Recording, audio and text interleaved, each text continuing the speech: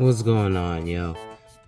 I'm not gonna do my introduction because this video is about mating, dating, and relationships. Because I was just watching The Real Dana with some dude named Steve, and they were having this conversation about some dude in England who paid like had $150 on the date, and then asked his boy for another $150 because the girl kept ordering drinks, and he's saying he's a sucker, and she's like, the girl was trying to get drunk to give him some, and this, that, and the third. Here's the deal, and this is going to be another ADH12 solution. Men,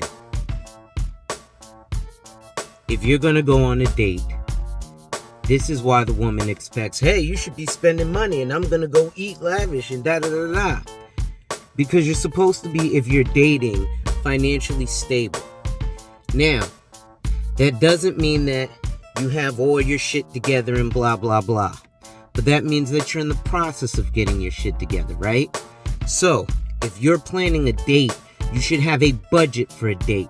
Whether that's $150, $300, or $1,000. But whatever you're going to do during that date is in that budget. You don't have to tell her until you say, hey, look, I'm reaching a budget. Or you can tell her up front, look, I got a budget of $150 that we can spend on this date. If she's like, no, okay, well, that's my date budget. If you want to get with a man like me, I budget things. So there's a certain amount of money set aside for a certain thing. That shows responsibility. That's what the woman is expecting.